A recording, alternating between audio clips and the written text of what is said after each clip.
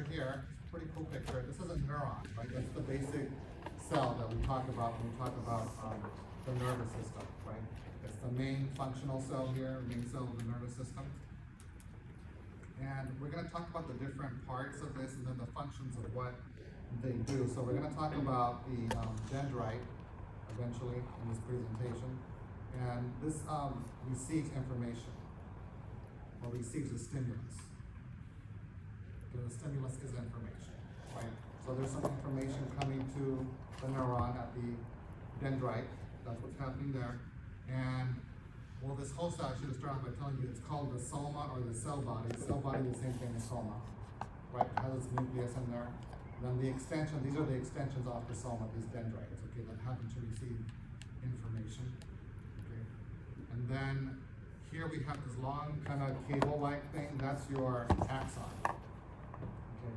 And the axon sends electrical signals, or what we call impulses.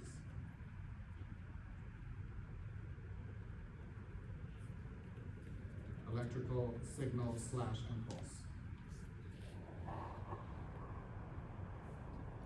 Oh, here's another dendrite. All of these are dendrites, right? So they're showing you, I think with this arrow, this means that the dendrite received the information, right?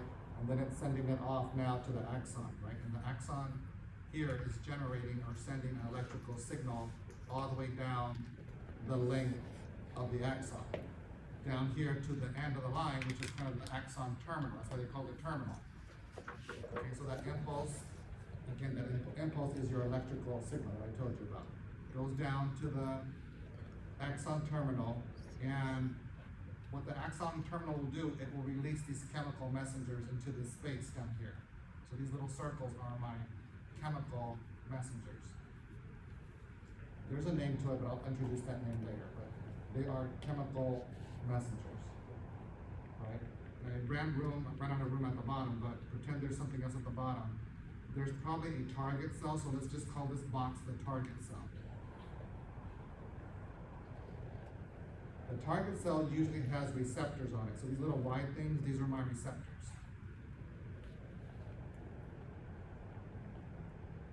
I will call them target receptors. Can I put R, will you remember these means receptors?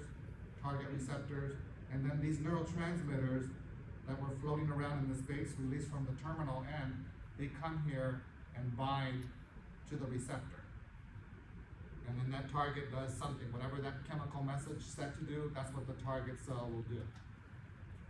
So in other words, you need communication from a neuron here for this target cell to do anything, right? And then later in this chapter, certainly not today, they have to wait till next week, we'll talk about the different types of chemical messengers and the kind of meaning that they give or message that they send off to the target cell. All right, so that's kind of really the whole basis of this entire chapter. This kind of picture of what I went through with you right now, that's pretty much what this whole chapter is about.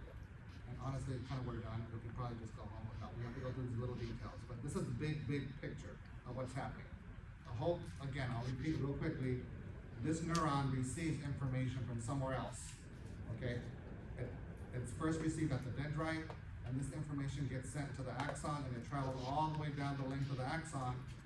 And the whole goal of the axon is that the terminal end will release these chemical messengers that will bind to receptors on a target cell. And that target cell does whatever it needs to do. If it's a muscle and it's telling it to contract, the muscle contracts, right? If it's a gland and it tells it to secrete something from the gland, then it will secrete something from the gland. So it just depends who your target is. Okay, and that's pretty much, like I said, big picture, what's happening here. But now we have to talk about all the little details first. Okay. Any questions? You have a question, Brian? What's that word? What's the word? Which word? Over here? No, under the nervous system or? Under the nervous, target receptors. It's an R. Target receptors. I know, and I apologize for the bad handwriting. You guys also realize that I'm looking at this, but yet I'm writing down here. I can't, this is just dark, right? So my handwriting actually is a little bit better than what it is. It's just like, have you ever tried that? Try looking somewhere and spell your name out. It's not gonna be the best handwriting, right? I'm just saying that's what it is. My handwriting is not that bad. Okay, but I'm looking here and with my hand writing what I think it is. I I spent like $100 on this, I'm sure I could probably do something else with it. I don't like to read instructions, I just like to plug in and use it. One of these days, I'll read.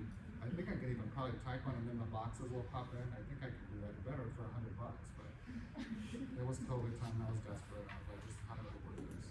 Okay.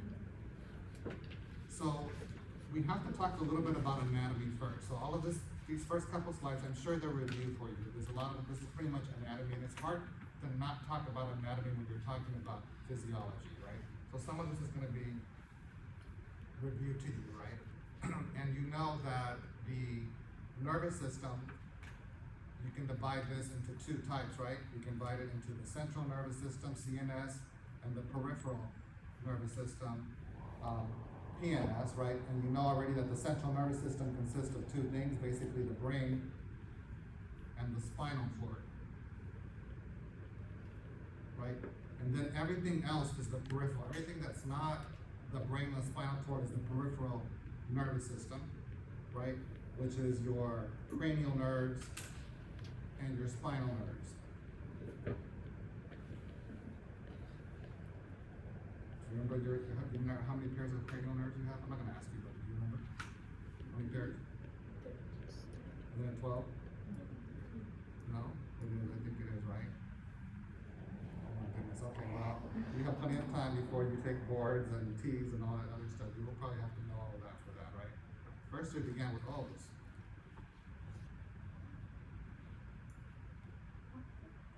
Well, optic is the second one, isn't it? Who? There's an ocular, motor, optic, and there's another one with an O.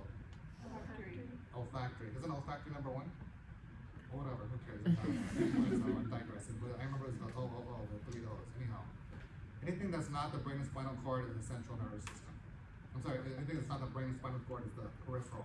And then you know that the peripheral nervous system can be divided into the somatic and autonomic nervous systems. Right? And all that has to do with like whether it's voluntary or involuntary. For somatic, this is voluntary movement or control, and autonomic is involuntary. And it makes sense when I think of autonomic, I think of automatic, like it's gonna happen automatically whether you want it or not, you have no control, so it's involuntary, right? And even the autonomic can be further divided into the sympathetic and parasympathetic, right? But they're autonomic, that's why I always call it SANS versus PANS. Sympathetic, autonomic nervous system, parasympathetic, autonomic nervous system. You know, or you know I'm better at sympathetic and parasympathetic, but I always write them SANS and PANS, I know what the S and P stand for. Okay? Alright. I just did this for you because this is a different way of explaining exactly what's here. Instead of line by line, this is more of a flow chart. And again, I'm partial to flow charts. I learn better this way versus line by line. I don't like line by line. But that's the world we live in, right? And I can't just be doing flow charts for you. I'll get in trouble. I'm supposed to be doing, you know, sentences and stuff like that, okay? But this is something that what you can do to reorganize the information. All right? And the nervous system, the two main cells of the nervous system are the neuron and the neuroglia cell, right? But we're gonna focus on the neuron. And the neuron is the same thing as the nervous cell, all right? And the function of the neuron is to, you know, create and propagate these, what we call electrochemical impulses, which is the same thing as a signal. We said that on the previous title slide, right? That an impulse is a signal, so it's to conduct these electrochemical signals. And let's break up the word electro and chemical. So in other words, this signal, this impulse has an electrical component to it, and this means that it involves charges. This signal is going to involve something about charges, so we're going to be talking about charges today, and also this signal is going to, also another component that we're going to have to talk about is chemical messenger, or chemical messengers. Okay, that's what this signal is about charges and about chemical messengers. Okay. And I told you the story a little bit about the chemical messenger, right? And just to go back and put things together into perspective, because little by little the pieces will start to fit in. The electrical part where the charge is all of this. Probably should use a different color. But everything traveling down the axon, all of this part here, all of this is the electrical part. Because it has to do with charges, you'll see in a moment. And then the chemical part is the release, it's down here. When the action potential comes down here and it's releasing the chemical messengers. This is obviously the chemical part. Okay, very straightforward. Okay, this signal, this impulse. It does involve an electrical component and it has a chemical component to it as well. Okay, two components to this thing. Okay? And neurons do not divide typically, they don't divide. So whatever neurons that you have in your brain, that's what you have. That's what you're stuck with. Okay. You lose some of these nerve cells, these neurons, they're gone forever. Right? Did you ever hear the story like don't lose any neurons? It's true because you're not gonna get them back. If you lose enough of them, a lot of them, you will have symptoms. It's gonna show up as some sort of cognitive impairment. Whether, depends what area of the brain, because the brain is mapped out. You study that anatomy probably, right? The brain is mapped out and it's responsible for different things in your body. So it can affect, decision making, emotional status, ability to learn, a lot of different things, depending which neurons and what part of the body you're talking about that you damaged or whatever. But yeah, once they're gone, they're gone. You don't make any more. It's not like bacteria where they divide in half and one becomes two becomes four. It's not like that at all. Okay, once they're gone, they're gone. Okay? Neuroglia are a little different, even though they're part of the nervous system. These actually can divide still, but they have a different role. Neuroglia actually kind of help or support the neurons, right? They kind of make the neurons work a little bit better, so they assist or support the neurons. So let's spend at least one slide talking a little bit more about neurons, because we're not really going to talk about neurons again. We're going to focus on we're going to talk about the neuroglia, and we're not going to focus anymore on the neuroglia, we'll focus on the neuron. So with the neuroglia, they're actually a lot more common, even though they play kind of like a minor role, like a supporting role, they're actually more common. So the ratio of neuroglia to the neuron ranges between 5 to 1 to 10 to 1. So there's either 5 times as many to 10 times as many neuroglia as there are neurons. So they're just outnumbered. The neuron is outnumbered by the neuroglia. Okay, and they play a supporting role. Here's some of the functions, abbreviation for functions, FXN. Functions of the neuroglia, it depends on the neuroglia. Some will make this fatty substance that we call myelin. Myelin is a fatty substance.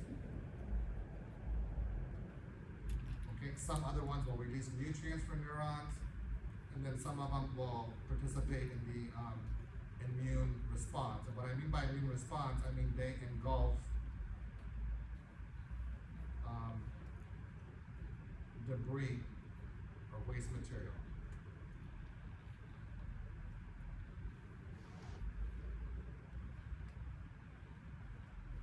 Okay, that's what I mean by the immune response. You don't have to know this. This is word we use in microbiology. Have you heard of phagocytosis? They have that type of property, some of them. Here's 4 examples. I don't mean these are the only ones, but these are just 4, excuse me, 4 that I picked out for you, and the one that's involved in the immune response, the one that engulfs is this one, the microglia. That's this guy here. Okay, it's basically like cleanup, right? Gets rid of any cellular debris that's, like dead or dying neurons or pieces of axons, something to get, you want to get rid of any waste material. Okay. The one that makes this myelin, this fatty substance, that's oligodendrocyte. This one makes myelin. Here's the oligodendrocyte right here, right?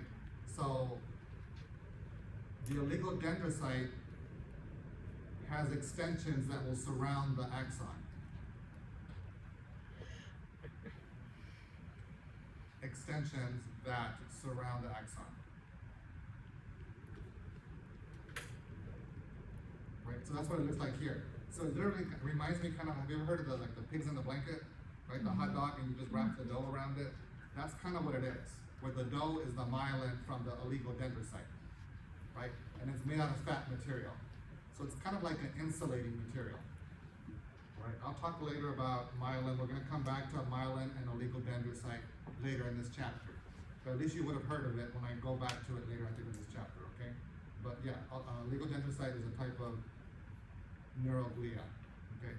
And it assists, it helps the neuron because it wraps around the axon. And I'll tell you later, you don't need to know this now right now, it's too early, but it pretty much helps. This is a good thing when it does that to the axon, okay? It has to do with conducting the action potential, how fast can it conduct it. Okay, I'll talk more about that in detail next week, okay? Now let's go back and focus on the neuron, all right? I already told you it's the main cell or the functional unit.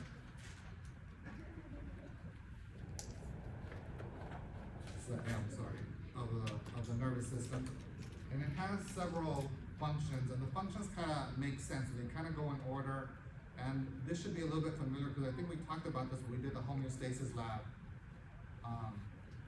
about negative feedback and all that stuff. So first of all, the neuron has to receive some sort of stimulus or some sort of information, and this information is from the environment.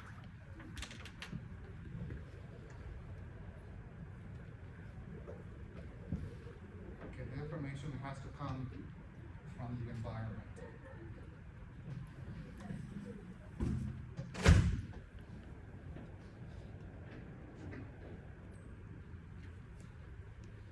And usually this stimulus is for example, it's a sensory stimulus from the skin.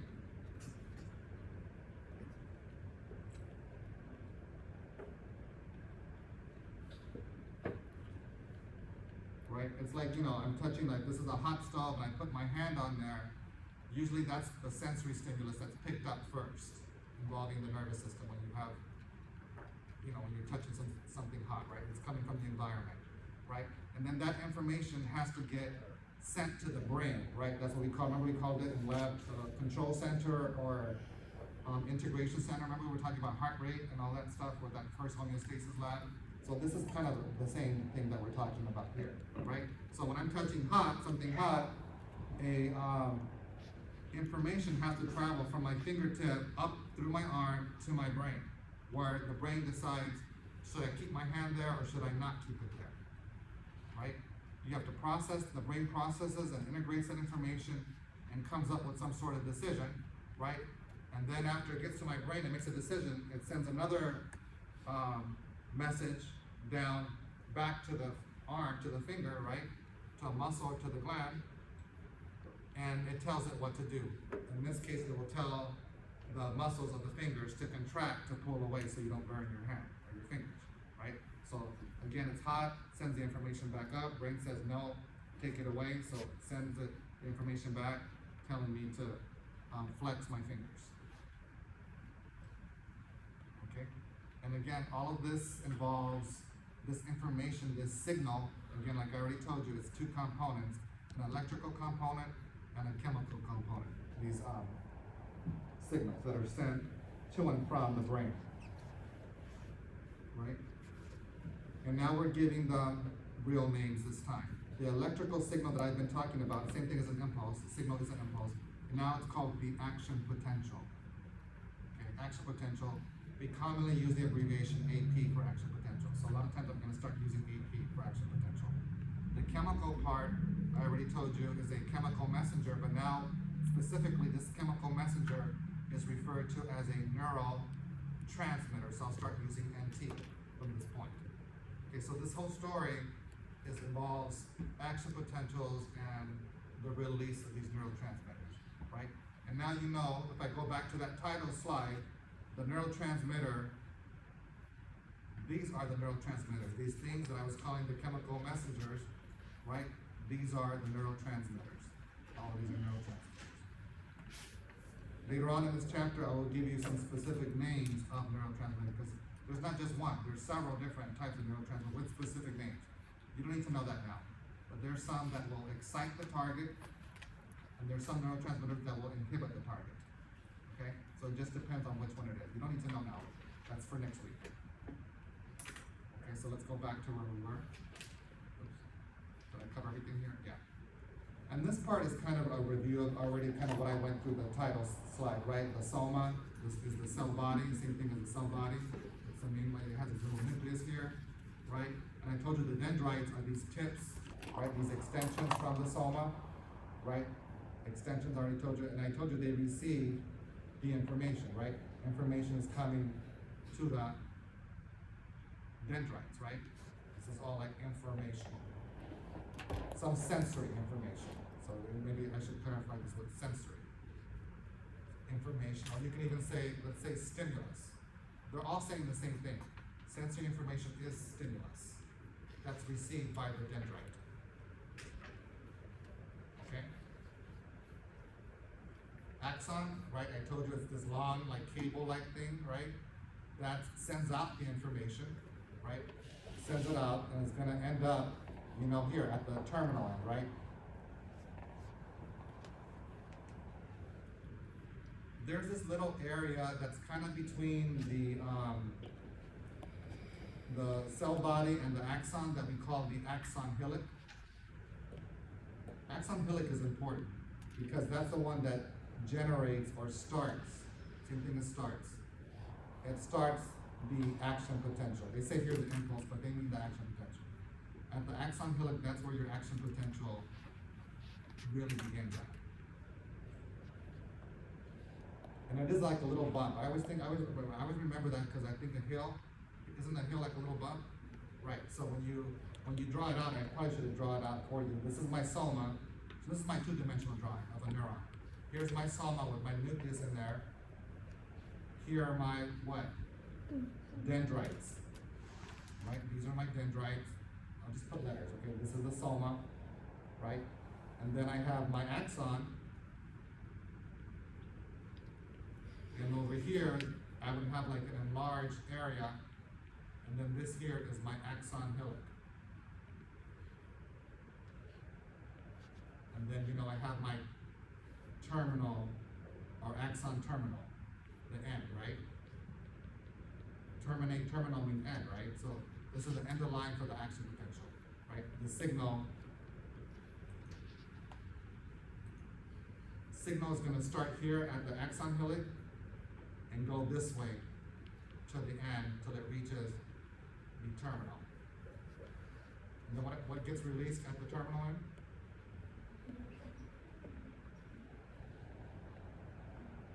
The chemical messengers, the neurotransmitters. They get released into a space. I won't tell you the name of the space, well, that's for next week as well. Okay, and who's waiting on this other side over here? The box? Target cell with its receptors. So this is a communication between the nerve and the target cell. I haven't told you what the target cell, it could be a muscle, it could be another neuron, it just depends. There's different types of communications that neurons do. There's neuron gland, neuron muscle, and so forth, depending who it wants to communicate with. It's right there, this is the chemical messenger. Okay, so then, on the next slide, let's talk about two ways to classify neurons. We can classify it based on function, right, if we want to, based on function. And the other one is going to be on mode of transmission, but let's talk about the function one first, right? And again, this is kind of a repeat I've already told you. We can classify neurons as either sensory or motor neurons. You will probably remember this from anatomy, because this is basically anatomy again. Sensory neurons are the same thing as afferent neurons. Remember the afferent? They're sensory. You probably learned them that way, like sensory afferent, motor efferent, right?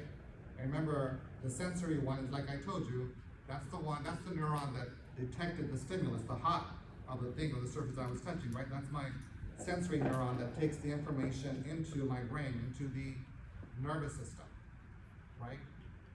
And then, you know, after we have integration in the brain, right? Because this one here is the, number one is referring to the sensory neuron. Taking information to the brain, right? You can put their arrow, because black arrow, direction of the conduction of the impulse, right? And then I told you my brain has to decide what to do, so there's another neuron with axons going down the arm, telling it to, some message. In this case, it'd be, take your hand out, right? So now the message goes down here, right? So number 3 is your motor neuron.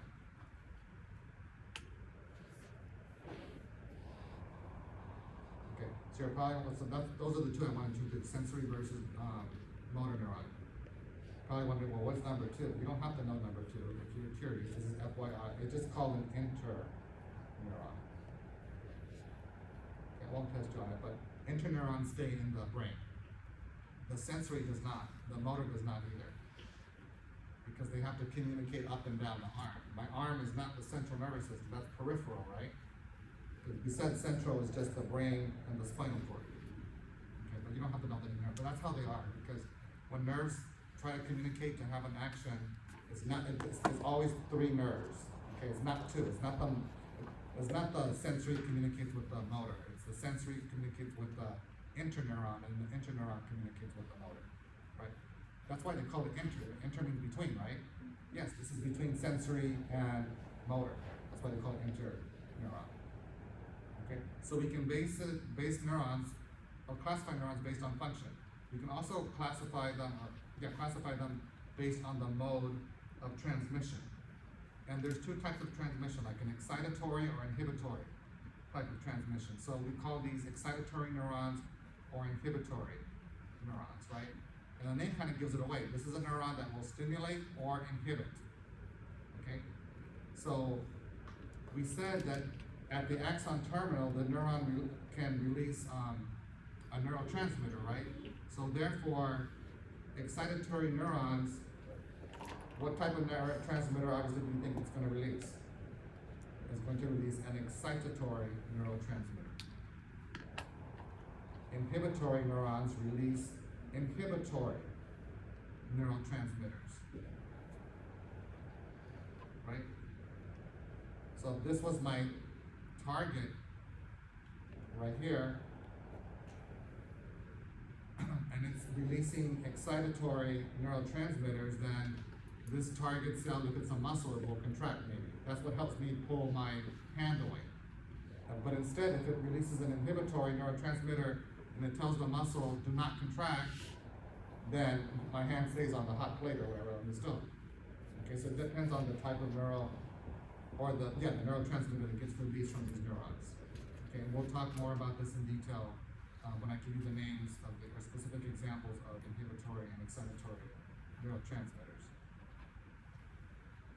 Okay, any questions so far? No? Okay. And this is kind of a repeat. That's okay. Repetition is good. It reinforces it for you. And nothing new, like I told you, right? You have some sort of electrical, chemical signal, right? We talked about the electrical part is the action potential part. The chemical part is the neurotransmitter part, right? So we're going to generate some sort of a signal. I told you it always starts off here at the axon hillock, right? And this is like this. It should be enlarged, but they made it skinny, whatever.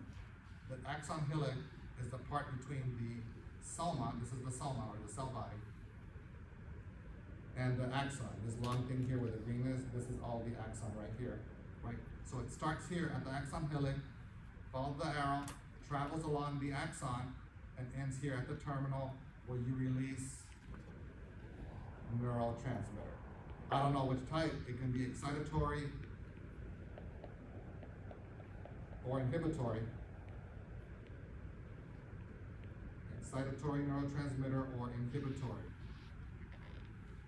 neurotransmitter. It just depends. I don't know. We need more information. We don't know that yet. All right? Here the fun part begins. You ready? Okay.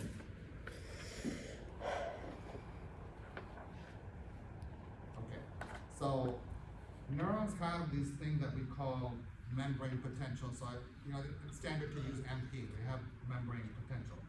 So first of all, now we have to define what in the world is a membrane potential.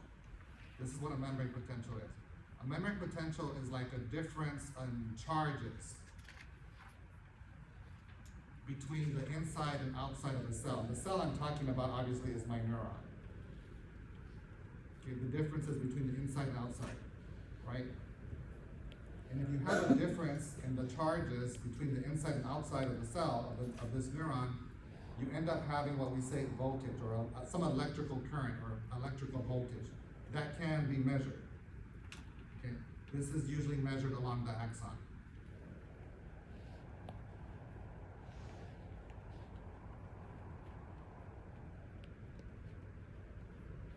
Okay.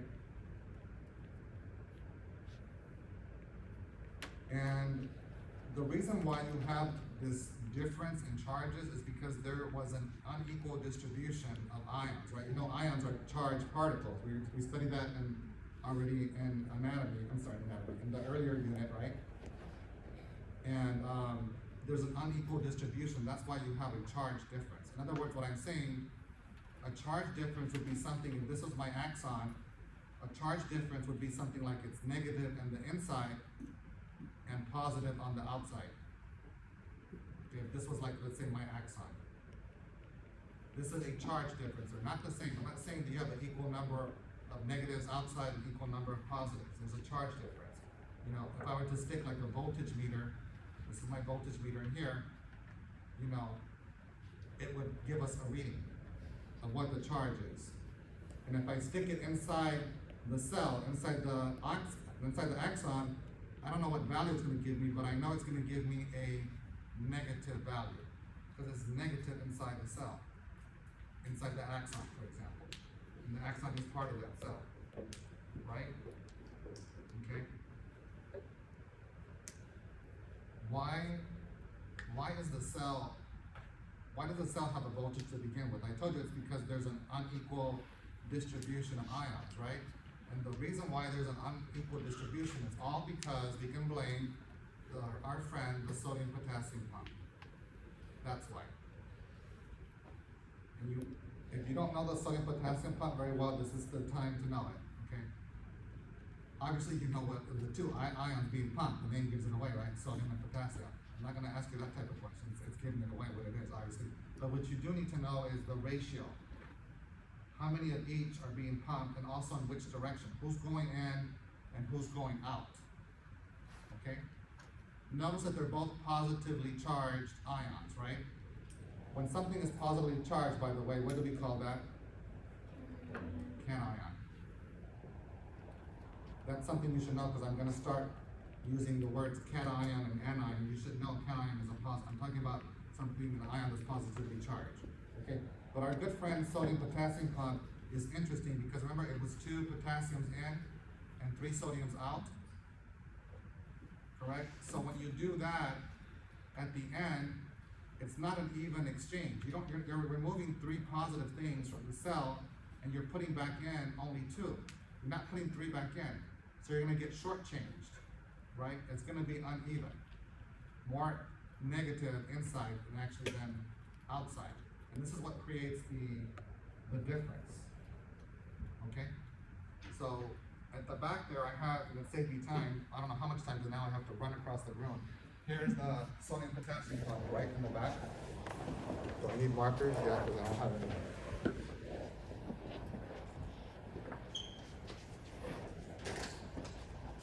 There's the sodium potassium pump. Again, if you don't know it, you have to know it, because otherwise this is not going to make any sense to you, right? So we know both the cations have to move against the concentration gradient. That's the definition of primary active transport, like sodium potassium pump. They're both moving against, right? From low to high, and it's 2 potassiums going in, 3 sodiums going out, right? That's how they move, right? Both in opposite directions. And again, I want you to understand, let's talk about sodium first. You're removing 3 sodiums, right? And sodium has a positive charge, right?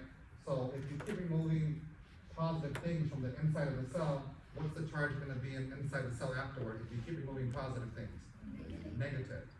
Okay, however, you're putting back things that are positive, which is the potassium, but you're only putting in 2, not 3, right? So at the end, you're shortchanging this thing, right? So overall, what's like the net charge inside the cell as a result of this? Negative. So it's negative along the inside of the cell. So therefore, it's going to be positive outside. If it's negative inside, it has to be positive outside. It's more positive because there's 3 sodiums and only, there's a deficit basically. So you understand why it's negative inside, right? So if I stick a voltmeter in here and read it, I don't know the value, it doesn't matter what it is, but it's going to be a negative number. And who do we blame for that? It's the sodium potassium pump that establishes the membrane potential. And this is membrane potential. Okay, MP. And the value, the standard value, like I told you, is a negative number. For neurons, it's going to be a minus 70 millivolts. And that's a number you should know, okay? That inside of a neuron is going to be minus 70 millivolts. The number doesn't really signify much to you, probably doesn't mean anything to you, but still know the number. But what you really should pay attention to is that it is a negative value. It's not a positive value, right? You stick an electrode, it's going to be a minus value, a negative value. Why is it negative? Because the sodium potassium pump made it that way. And that's kind of how this whole story began, with the sodium potassium pump. Okay? This is called membrane potential. We're going to call it specifically resting membrane potential.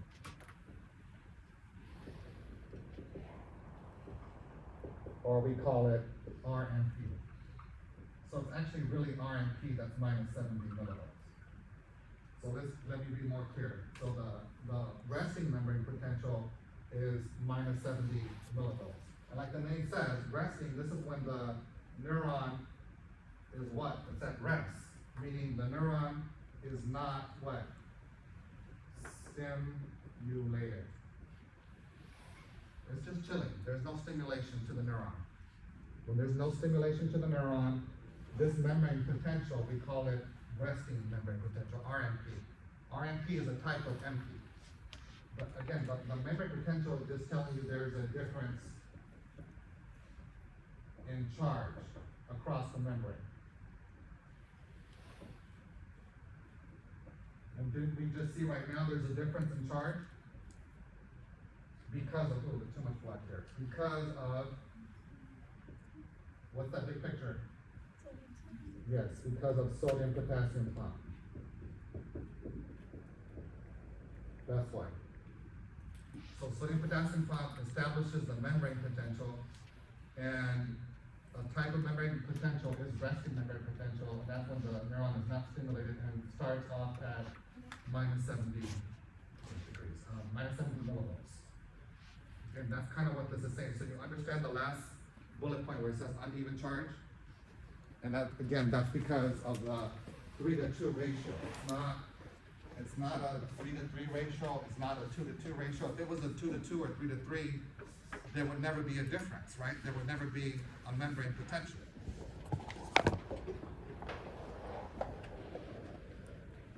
Yeah, when the thing is at rest, then we call that the resting membrane potential, or RMP.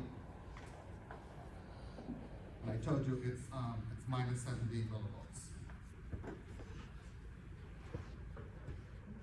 It's always negative, I told you again, because of the uneven exchange, right? Because you only replace the three positive things that you took out, you only replaced them with 2 negative things going in, right? That's why it's always negative, okay?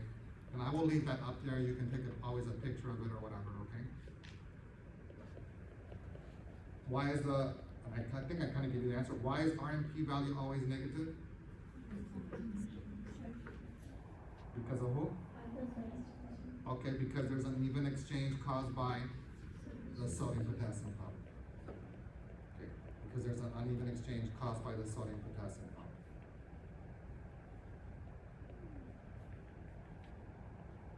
Okay?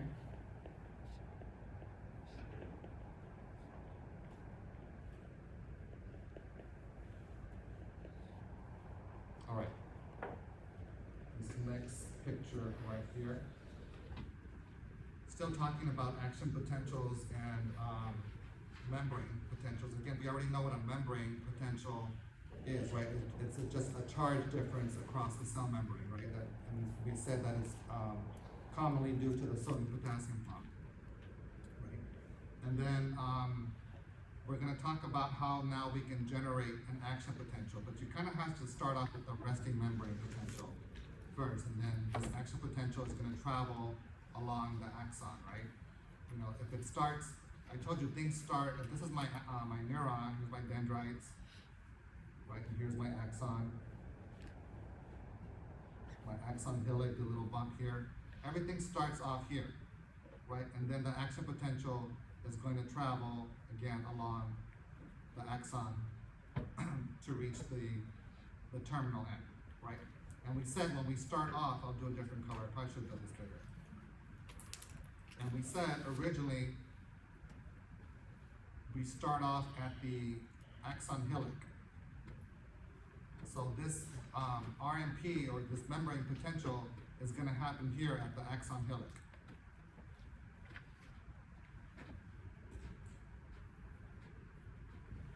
This is where you can find resting membrane potential, you can measure it there, okay? So there's probably a lot of sodium-potassium pumps here at the axon hillock, okay? But then after a while, you're gonna have like a wave of positive and negative charge differences in the inside of the cell, okay? So, and I'll show you kind of what this means. I think I have to go back and forth, or can I even write it here? Maybe I can do it here. I'm gonna get my exercise. I should have brought my tennis shoes today. So,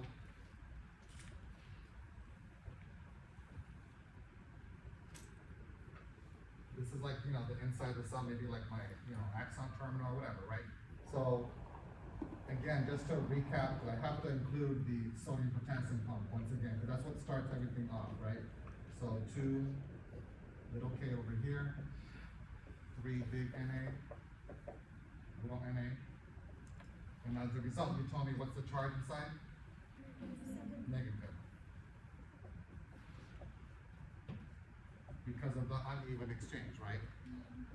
Okay. And that can be kind of at RMP, right? If we were to measure this, this is like kind of RMP. Okay. But also, in addition to sodium-potassium pumps here along the membrane, you also probably are going to have these, let's call them sodium ion channels. And you're also going to have, maybe somewhere here as well, you're going to have potassium channels. Both of these happen to be open. I opened them, you know, but they're not always open. Okay, we'll talk about later when they're closed and open. Okay. You have a high concentration. Let's talk about sodium first. You have a high concentration outside, low concentration inside, and you know they cannot go straight through because of what? Is charge. Charged things are not allowed to go straight through. If you want them to go from high to low, they need a facilitator, some helper, right? A channel. So sodium is going to go from the outside to the inside now, like facilitated diffusion, right? Again, from big Na to, well, even here, you can tell it's little Na down here. And sodium is bringing its positive charge with it, right? So the inside is going to be now what? Positive, right? It's going to be positive now in the inside because sodium enters. Sodium has a positive charge. So what used to be negative now is turning into what? Positive. Yes, what used to be negative is now positive because sodium comes in, because the sodium ion channel opened up. Okay, so it's going to be positive. Inside the cell is not going to stay positive forever because guess what's going to happen? Potassium wants its turn too. So potassium needs to move next through a channel. If a channel, if you're talking about channel, let's facilitate diffusion high to low, right? High potassium inside, low outside, so no problem. Potassium will go here and go out from big K to little k. So potassium potassium leaves, you're removing a positive charge from the inside. If you keep removing positive things from the inside, what charge is going to be left behind then? Negative. Negative along the membrane now, right? Negative. Right? Because again, you're removing positive things. So by default, it's going to be negative. You keep removing positive things from the inside will become negative after a while. So, you know what I mean? It starts to shift. It starts negative inside, then it becomes positive, then it becomes negative inside. Sodium comes, then everything's like a wave. It is a wave, right? Here they're just showing the sodium part, but you have to understand it's because of the movement of all of these cations, either going in or out. Okay? I also could have had this negative charge happen by another way. Let me extend the membrane. I can have a different channel over here, and this can be maybe a chloride ion channel that moves from big Cl to little Cl, bringing its negative charge with it. I could have done it that way. There's different types of ion channels. We'll focus more on the potassium and not the chloride one, but there's such a thing as a chloride channel. And it operates the same way, right? Because if chloride is going in, chloride has a negative charge, that one's more obvious that it's going to be negative inside the cell, right? But again, I want you to understand that if you remove a positive charge from the inside, by default, you're making it negative inside. You know, so there's two ways to make it negative inside is what I'm saying. Okay, and it's like an alternating pattern or wave of charges along this axon. And it just keeps traveling all the way down like that. It's like a wave, positive, negative, it flip-flops. It's like a wave, right? And that's kind of how the signal gets transmitted. That's big picture, okay? We still have to later on in today, you know, we're gonna talk about how this channel opens. Right now, everything is open. They're not always open. You have to stimulate it. You have to do something to open it, because normally they exist closed, okay? And they will open under certain conditions. Maybe there's something that will bind to them that will open them, or maybe they'll respond to a certain charge and they're made to open. But we need to talk about that today also, about how they're open. Okay, so this kind of makes sense a little bit. It's a story. If you don't get it the first time, that's fine. I don't expect you to, but after you review this, you know, a couple of times, and the more you review it, the more times you review it, I think it becomes clearer. I think every time you review, even when I see something, I'm like, oh, I kind of learn something new every time I look at something. So that's a good thing about reviewing things multiple times. You always kind of pick up or you notice something that you didn't notice before. Okay, so this is like a little story. You have to keep going over it, and it starts to make sense little by little. Okay?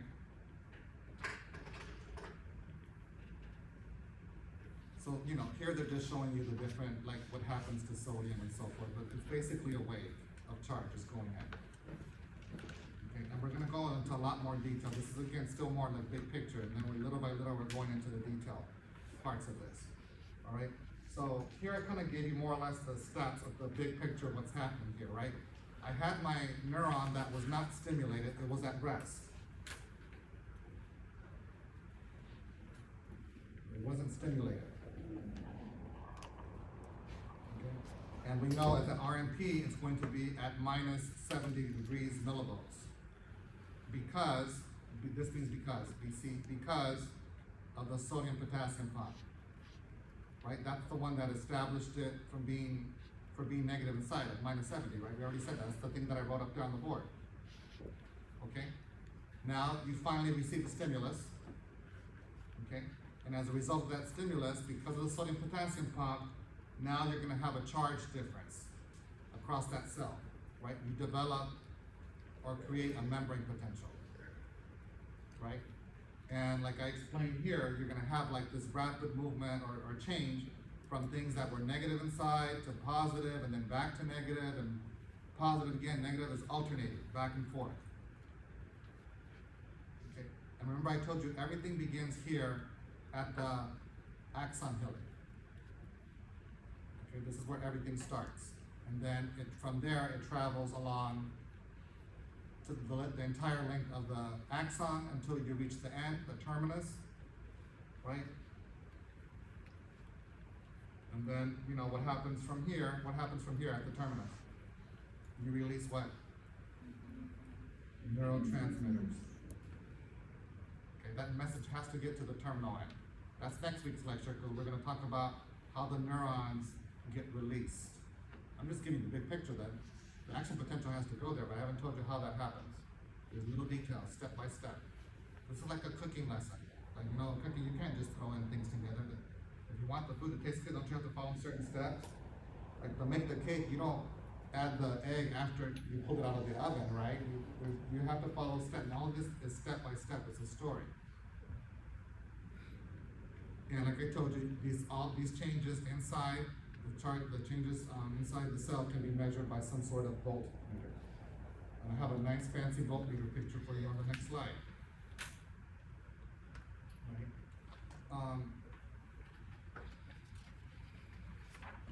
Right, it's showing you here at rest. And I know it's at rest because look, I cheated, I saw it. It's minus 70. I told you this is RMP, what they're looking at. And it even tells you when the neuron is at rest, these electrodes will detect a minus 70 millivolt. Yeah, MV millivolt. Okay? And that's what you are. And then this machine can be used to generate this illustration that we call an action potential graph, which is basically the handout that I gave you.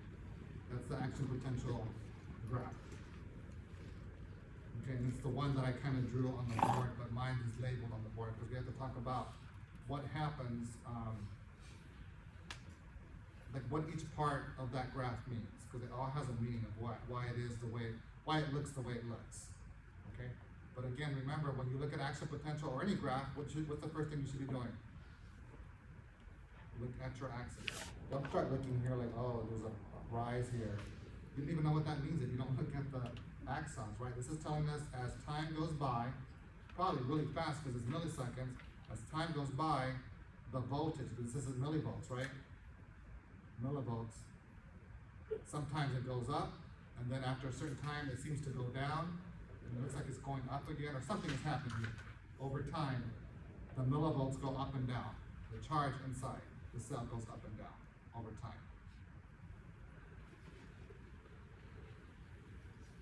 Right? So yeah, all of these charge differences, this membrane potential, because a charge difference is membrane potential, they can be displayed in this graph called the action potential graph. Okay? Let's talk about two very important terms. They're right here, depolarization, repolarization. I probably should have added this one. I'm not saying it's not important, but I didn't, but you know, we'll talk about it later. Let's talk about what depolarization. We just know it's on this part of the graph. And remember, when you read this graph, you're starting this way. I don't know why they put the 0 here. Probably should have been, whatever, it doesn't matter. But we're starting from time 0 and time is progressing, right? And at some point, we have depolarization first, and that's followed later on, a couple seconds later, by something called repolarization. Okay, but we need to talk about what that means to give this thing meaning. So for depolarization, what this means is that the inside of the cell is positive. By the cell, you know I mean the neuron, right? The inside of the neuron is positive.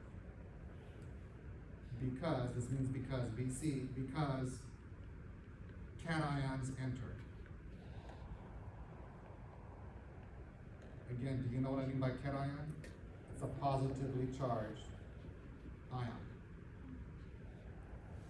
That makes sense, that's intuitive, right? If something positive, if a cation is going in, did I say, I forgot to put enter. Cation, oh my God, cations enter. If something positive going in, naturally it's going to be positive inside the cell, right? Repolarization is going to be the opposite.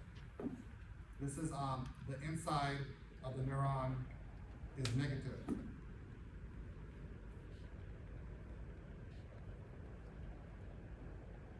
Because cations are doing what? Entering or leaving? Leaving, because again, you have to understand cations have positive charge. If you keep removing positive charges from inside the cell, it's going to be left behind a negative charge. Okay? Or I told you the other one, you can have cations leaving, that's how you can become negative. Or what else could you have about ions? Anion, you know what an anion is? A negatively charged particle. So give you the verb here, anion is leaving or entering? Entering. That's the chloride one that I drew up here. Oh, this one here. This is the chloride. Anion entering, or we can have a cation leaving. That's how you can get repolarization. But very important terms that you need to know are these terms here, depolarization and repolarization, what they mean. Because I'll often use them.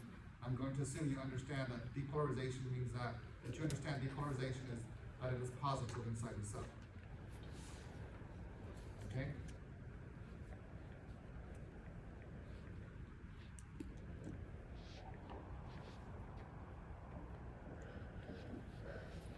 I'm trying to see if I should talk more or show you the diagram up there first. Give me 1 second. We're doing good with time.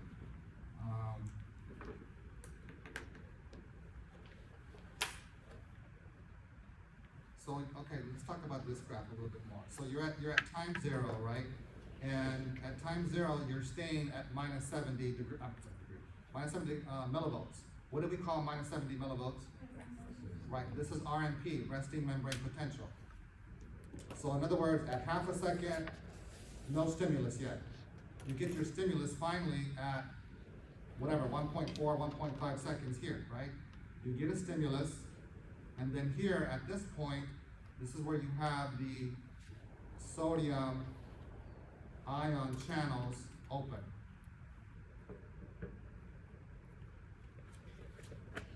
And when sodium ion channels open, what does sodium do when it opens?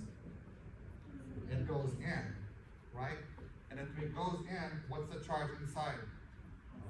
Positive. So do you see now it's no longer flat and instead it's going up?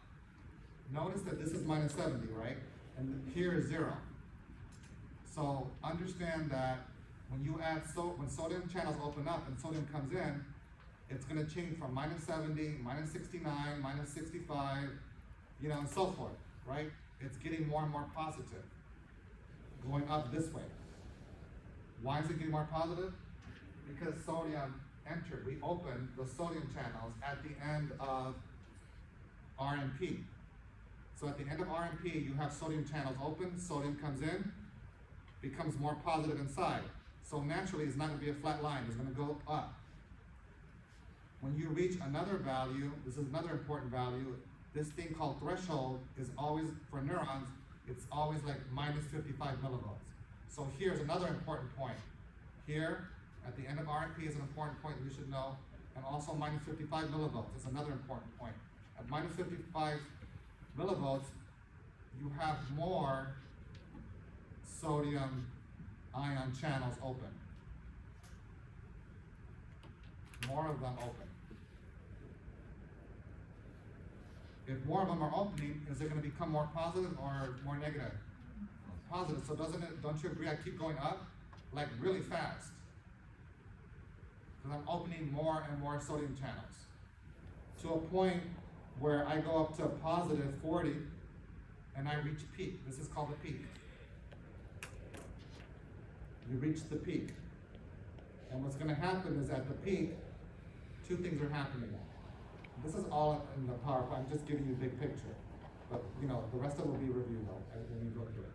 The sodium ion channels close.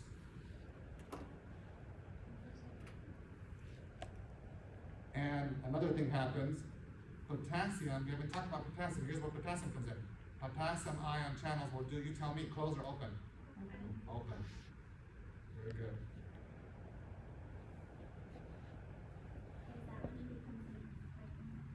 Is that when it becomes what?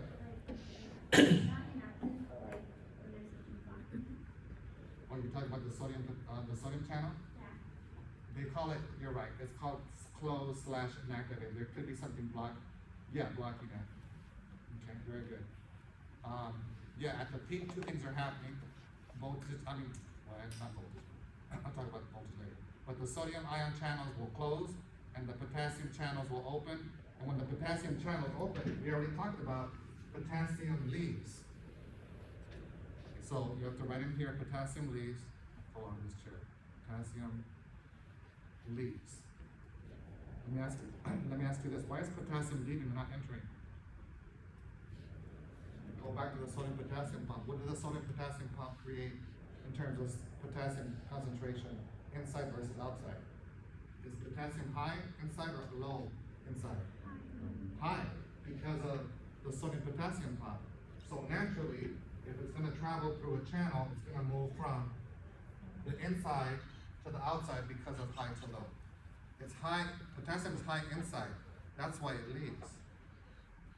And that's why now, when you remove a positive charge from the inside, it becomes what now inside? Negative. That's why, do you understand why this thing now starts to go down instead of keep going up? Because if you go down, you're becoming what, more positive or more negative? Negative. I thought I heard positive. Negative. When you're moving down like this, follow the number line. If I'm going up, that's okay. If I'm going up, because again, you're at minus 70, right? If I'm going up towards 0 and even past the positive numbers, if I'm going up this way, it's becoming more positive inside, right? I reach a peak, and if I start returning down here, I'm becoming more and more negative. I'm going down this way, negative values, right? If I keep going down here. Here, inside of the cell becomes more positive. Isn't that clear? That's what repolarization was? And I told you, what about repolarization, though? What is repolarization? Becoming more positive or more negative? More negative, because who's leaving? Potassium is leaving. Okay, so this is all due to the movement of the ions. That's why we had to study chemistry first. Otherwise, this would never make any sense at all. Okay, and let me finish talking about, I might as well talk about this guy. We'll talk about it anyway, it doesn't matter the order. Because you have to know this anyway, it doesn't matter how we begin. It's probably better this way. Now the other slides will make more sense to you. Hyperpolarization, let me change a different color, too much red. Hyperpolarization means that it's very negative inside. Very negative inside. And you know it's very negative because this thing keeps getting more and more negative. This is hyperpolarization right here. It's becoming more and more negative because something to do with the potassium channels. They're very slow to close. Potassium channels, slow to close. They will close eventually, but they're slow. So if they're slow, that means it's becoming more and more negative inside, right? Eventually they will close, and when they do close, sodium potassium pump kicks in to bring this back to RMP. And you're done with the first action potential, and you can have another one after. You have to wait till this completes before you have another action potential. That's next week's lecture. We're not done with it. This is barely the first of 3 parts. Okay. I think it's really interesting, but you have to know like the pieces like in order, otherwise this will never make sense to you, and you're gonna work too hard. You're gonna randomly memorize a whole bunch of facts if you can't put them together. It's just too stressful, okay? Let's go a little back in detail now. I keep telling you like these channels open to let sodium in, all the potassium channels open to let potassium out. I haven't told you how they open or why they open. Now we're going to talk a little bit about how and why. It's all due to this chemical substance that we call a ligand. Okay, ligands are stimulated by, neurons are stimulated by ligands. Okay, it's basically some sort of chemical substance. So this channel that I'm telling you that's open, the sodium ion channel, it's really a ligand-gated sodium ion channel, right? And it's usually located at the dendrite. The location right now, don't worry too much where it's at, but, and it is a cation because sodium is a positive charge, right? So it's a cation, but it lets a lot of things, not just sodium, but it can also maybe have the movement of calcium, we can have potassium as well, but these are all ligand-gated. And a ligand is a chemical, right? So basically, a chemical is going to come in and land on here, and then it will open it. I actually have it in the back, right there. So if you wanna look at the back one, here's a ligand here on the left. Oh, but this is the voltage gated one, right? Why did I call this voltage gated? I meant ligand gated. LG. So I told you your ligand is some sort of a chemical substance, right? And this channel, we've been calling it the sodium ion channel, is right now it's closed, right? Well, the dye drew it open. So what happens, something has to stimulate this closed channel to open up. It's not gonna open up for any reason, it has to be stimulated. And the ligand is gonna want to bind. Right now it's closed, right? And then when that ligand lands on it, then it opens. And when it opens, now sodium can come in, it becomes more positive inside. And when it's positive inside, what word do we use? Depolarization, not the word that we use. It's a cation coming in, but this is depolarization, meaning more positive inside. But these channels they exist in the closed and the open. This is the open one. Obviously, this is the open channel. Open ligand gated sodium channel. Okay, it was closed first because there was no ligand on it. Ligand binds onto it. Now it will open up and let sodium come in. Again, why is sodium coming in? This is the outside, right? This is the inside. Why does sodium want to come in? High to low. Who made sodium high out here? The sodium potassium bond. See, it's right here. This sodium is the same thing as this sodium. It wants to come in, so now the inside is going to be, like I told you, positive. So that means this represents depolarization, right? It makes it more positive inside, right? So this is why this opens up. Okay, so we were originally at RMP, right, at minus 70 millivolts, and at the end of RMP, we kept saying that sodium enters. Now we know why it enters. It's because the ligand bound to that sodium channel, right? So we have to be now more specific and name this ligand gated. LG means for ligand. Ligand gated sodium channel opens. Before we were just saying the sodium channel, but we have to be specific. This opens due to what? The ligand. The ligand made it possible for it to open. It responded to the ligand only. It didn't respond to voltage.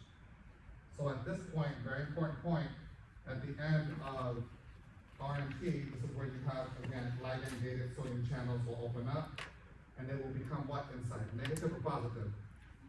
Positive. Positive, because sodium is coming in with this positive charge. So the action potential was like this, now it goes up, because sodium is coming in. More and more sodium is coming in, more and more positive, until you reach this magic number, minus 55 millivolts, which stands for threshold. At threshold, these channels, because again, I told you more sodium is entering, right? But this channel here is different from the channel out here. This channel will open up, because I can have another set of channels over here somewhere else. I'll call this the closed, not ligand, but voltage gated. So VG, voltage gated sodium channel. And this will be closed until minus 55 millivolts. Then it will respond to open up. This channel will only respond to a charge, millivolts. Minimum minus 55. This does not respond to ligand. This one responded to the ligand. So they open up for different types of reasons, right? So here, because you've reached minus 55, this is like the second population of sodium channels. This is voltage gated, VG. They will open up and let more sodium in. Really rapid, a lot of channels will open up, a lot of voltage gated sodium channels will open up, and it becomes really super, like depolarization. You have a lot of sodium coming in and it becomes more and more positively charged inside. So that's why this keeps going up. So do you get the two differences here? The two populations of sodium channels. One responds to ligand, that's at minus 70 at the end of RMP. The other type of sodium channel is voltage gated, responds to voltage, not to the ligand. That opens up only at minus 55. Two populations of ion channel, of sodium ion channels. Does it respond to a ligand or does it respond to a voltage, a charge? The voltage one responds only when you reach minus 55. If you're right here, it's not gonna open up until you minimum get to 55, minus 55. Then it'll open up. A lot of sodium comes in inside the cell, super positive, until you reach the peak, right? And then I told you all of these, then I tell you up here when you reach the peak, you have the, two things happen, right? I said the voltage gated sodium channels close. They will close when they get, these responds to what? To a voltage of what will they close at? Right here, this is, when they reach 30 to 40, they don't like that, they will close. They open at minus 55, but they will close at 30. They close, and then I told you the second thing will happen, you have voltage gated, what wire here, there's the answer right here. Voltage gated potassium channels will open up, and who comes in? Potassium enters. And now if potassium is entering, not entering, sorry, she told me leaves. Right? When potassium leaves, it becomes what inside? More positive or negative inside? Negative. Negative inside. What do we call when it's negative inside? Depolarization or repolarization? Repolarization. Repolarization. So now naturally it's coming down. Back to threshold. And it's gonna overshoot. Because they're gonna be slow to close, remember? These channels are gonna be slow to close. So we kinda become too negative. That's hyperpolarization. Does this make a little bit more sense? So that's why I gave you that handout. You should know where all of these are important landmarks, and you should kind of probably label like what's happening, because you need to know what's happening in those things. It explains exactly what's happening in the cell. So the rest of these, I think I have 8 or 9 little steps. So all of this should now make sense. Not that I explained to you like the big picture, right? Again, you're with me. We have a ligand, a chemical messenger that lands on that sodium ion channel, and that's when that channel will open up, right? But again, this is a ligand gated. Ligand opens up first before the voltage gated one does. Okay? And it'll let in a cation basically. I just call it a sodium, but it could let in maybe calcium or whatever. Again, all of this happens at the axon pellet originally. This is where we start everything, like I told you. And it's gonna travel eventually down the axon, right? And again, because sodium is coming in, it becomes more positive. And we said when it's positive inside the cell, that represents depolarization, right? That's like the upswing of my graph that I showed you, right? RMP minus 70, right? Ligand gated, sodium channels open, sodium enters, so it becomes more positive. I'm up here now, right? That's depolarization. This is actually the initial depolarization. I just said depolarization, but this is the initial one. Initial depolarization. And again, who's opening up here? Ligand gated sodium channel. It's basically what I have here. I'm not repeating it. It's already on the board. Okay. Ligand gated sodium channels open. Responds to a ligand. It's not responding to the voltage. Okay? So depolarization means positive inside. Yes? Is that also the axon pillar? Like where it starts or no? Yeah, everything is starting at the axon pillar, Which is that little? the bump area thing. Yes. So there's only a ligand-gated channel for sodium, not potassium? There could be, yeah, that's why I told you, there could be for potassium, there could be for calcium. But when we talk about in the beginning of, at the axon hillock, we usually just stick to talking about the sodium, ligand-gated sodium channels. But for this action potential, we're not dealing with calcium, we're just dealing with sodium and potassium. But I think what you're asking maybe on this action potential, is there a ligand-gated potassium channel? No. Only ligand-gated sodium. Good question. Yeah, So for ligands, basically, in order for it to be a ligand, channel, it has to be a cation and it has to bind to it? no, the ligand is not the cation. The cation is what is gonna travel in or out. Sodium is because the ligand is not sodium, if that's what you're asking. The sodium is what's gonna enter or leave, or whatever. It's gonna travel through the channel, the open channel. The ligand is something else. Your ligand, I can tell you right now, I was gonna tell you, it's the neurotransmitter. It's the neurotransmitter. It's a chemical messenger Got you, so the that instructs this thing to neurotransmitter open. Hmm? the neurotransmitter is the one that makes the channel open. When Yes. it binds to the channel? It binds to the channel, tells the channel to open up. That cation will either move or go out, whatever, I don't know, whatever, depends what it is, if it's potassium or sodium. And then after that, we're still not done, because then the whole point is to have the action potential travel down the axon to release a neurotransmitter. Remember I told you, neurotransmitter is either excitatory or inhibitory. So it'll inhibit the target or excite the target. Okay, good. Okay, it's a big, long story. It depends what it communicates with. Yeah? Yeah, got it, thank you. Okay. Okay. Where am I at? Oh, why does the sodium want to enter the cell instead of exiting the cell? Because we said when you open that ligand-gated channel, sodium enters, right? And we already established the first one, because it's moving from high to low thanks to the sodium-potassium pump, right? It's just following its concentration gradient, high to low.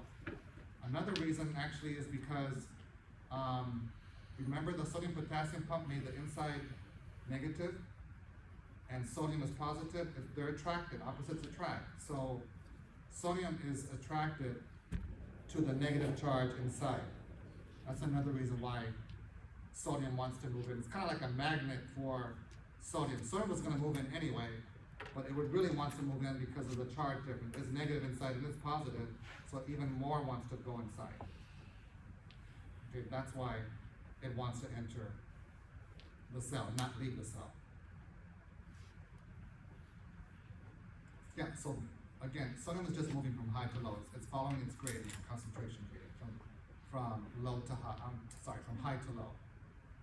And I gave you the story already a little bit about ligand-gated channels and voltage. I don't think we're gonna talk about mechanical and all this other stuff, but we're definitely talking about the ligand. Oh look, here's your answer right here. The they've named it now the neurotransmitter, and they're absolutely correct. The neurotransmitter is your ligand. A neurotransmitter binds. Here they happen to have two of them. It's okay, you can take one or two, it depends. Two of them, I'm sorry, here's the closed one. I don't know why they put this the same color. They should have put the different color for sodium. But there's no ligand here, so it's closed. Now you have two ligands on it, and now sodium goes in. From high to low. And again, it makes the inside more positive, and we call, what's the famous word? The D word? Depolarization. So my action potential is not gonna scope up. That's depolarization, becoming more positive inside. This channel opens up because of a neurotransmitter, the presence of a neurotransmitter. Over here, I told you what a ligand was, okay? And there's two states, yes, close or open. Here I told you this channel here is closed, right? It's closed or blocked or whatever. But if you reach, for example, at minus 55 millivolts, then this channel opens up and whatever needs to move, moves. I don't know why they're putting the arrow going up, whatever, it doesn't matter. But this will respond to voltage charge. This one responds to the neurotransmitter on it. Right? And this one over here is what the voltage gated channel opens. Down here at the end of RMP, if this is RMP, this is ligand gated channel opens. You just have to spend a little bit of time with the material, otherwise I don't think it's that complicated. It's like a story. Okay, does it make more sense? Okay? And I told you, more and more sodium comes in until you get to the magic number, minus 55, and that has a special name. That's called threshold, which you should know. A threshold. And at threshold, the interesting thing about threshold is once you reach this value, the cell is committed to having an action potential. In other words, you must be at minus 55. Because honestly, anything before minus 55, that's not really an action potential. Here, let me change colors real quick.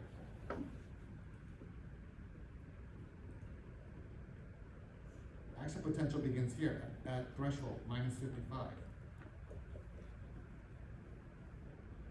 This is basically the same thing that you have on your paper that I drew up here. But the green one, just know the green one is the real action potential. You have to get enough sodium inside to reach minus 55, and you're committed to have an action potential. If you don't have enough sodium going in to reach minus 55, voltage gated sodium channels will never open. And this will fail. You will never get this green like rise. It'll start going up here and it'll just come down. You fail to generate an action potential if you don't get to minus 55. You're committed, that's your commitment. That's called threshold. And I already told you, I already labeled it on there, that once you reach minus 55, that's when voltage gated sodium channels open up, right? I already told you that. And more sodium comes in. That's the rapid depolarization. Here, this little bump, this first one, that's your initial depolarization. Who caused it? Opening the who? Ligand gated channels. That's initial. This is the rapid one here. The big rising phase. This is your rapid depolarization. Who caused that one? Not ligand, but who? Voltage gated caused that one. Rapid depolarization. Which one can you not read? Initial depolarization here, initial, and this is rapid depolarization up here. Okay? Just give me like 1 minute. And again, you reach the peak up here, right? Anywhere between 30 and 40 millivolts, that's called your peak, right? And I already told you, there's two things that happen at the peak. The voltage-gated sodium channels are already inactivated, and also the voltage-gated potassium channels open up. And now potassium is leaving, okay? It's leaving, right? So it's leaving a negative charge inside. So that's why this thing starts to go down now. And when potassium leaves, then we say it becomes more negative inside. This means repolarization, right? More negative inside is repolarization. And again, you overshoot. When they should have closed already, they don't close. I told you they are slow to close. Voltage gated potassium channels slow to close. And that's why you have the hyperpolarization. But after a while, you do return to resting membrane potential. The overshoot is due to voltage gated potassium channels slow to close. Well, they're down here, it's right here. It's got messed up. Why is there repolarization is due to this, right? Okay. You can make a little edit, because I think I left it at 8. This one I just moved over and I created number 9 on your notes. I didn't change it on your notes, I don't think. I did it this morning. Sodium potassium pump brings the membrane potential back to RNP and start all over again. On that handout, try to fill out, if you come Friday, maybe we'll cover some of this. I'll keep you posted I'll confirm the date and location, but 6 o'clock is what I'm thinking, 6-ish. I think someone is gonna be late, so I'll be late. Who was that? Oh, that was you, okay.